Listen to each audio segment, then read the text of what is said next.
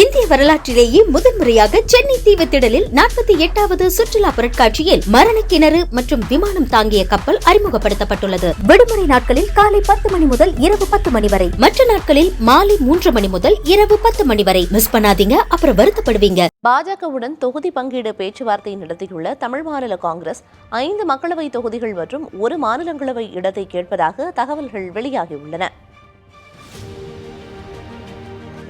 மக்களவை தேர்தல் நெருங்கும் நிலையில் தமிழகத்தில் பல்வேறு அரசியல் கட்சிகள் கூட்டணியை உறுதி செய்வதில் தீவிரம் காட்டி வருகின்றன.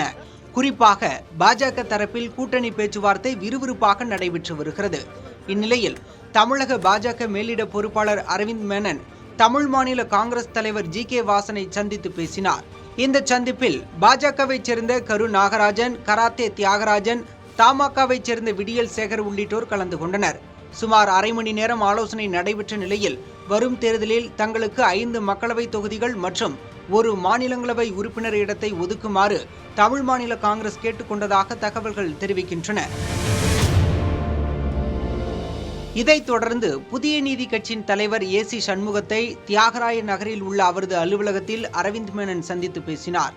பின்னர் செய்தியாளர்களிடம் பேசிய ஏ.சி. சண்முகம் வரும் மக்களவைத் தேர்தலில் புதிய நீதி கட்சி தாமரை சின்னத்தில் போட்டியிடும் என கூறினார்.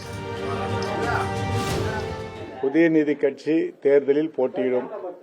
அது ஒரு இடமா 2 இடமாலாம் தலைமை அறிவிக்கும். தேசிய ஜனநாயக கூட்டணி தலைமை அறிவிக்கும். அவ்வளவு தொகுதிகளும் நம்முடைய தேசிய ஜனநாயக கூட்டணியுடைய தலைவர் அறிவிப்பார். பின்னர் சென்னை வளசரவாக்கத்தில் இந்திய ஜனநாயக கட்சியின் நிறுவனர் பாரிவேந்தர், கட்சியின் தலைவர் ரவி பச்சமுத்து ஆகியோரை அரவிந்த் மேனன் சந்தித்து ஆலோசனை நடத்தினார். பேச்சுவார்த்தைக்கு பிறகு செய்தியாளர்களிடம் பேசிய பாரிவேந்தர் பெரம்பலூர் மற்றும் கள்ளக்குறிச்சி தொகுதிகளில் போட்டியிட விருப்பம் தெரிவித்திருப்பதாக கூறினார்.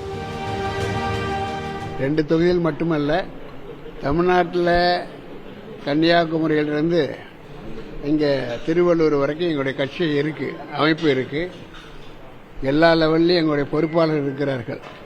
நாங்கள் 2 தொகுதிக்கு நாங்கள் முயற்சி செய்கிறோம். கிடைத்தால் மகிழ்ச்சி. இந்தியாவை வலிமை மிக்க நாடாக மாற்றுவதற்கான வழி பிரதமர் நரேந்திர மோடியிடம் மட்டுமே உள்ளது என்றும் பாரிவேந்தர் குறிப்பிட்டார்.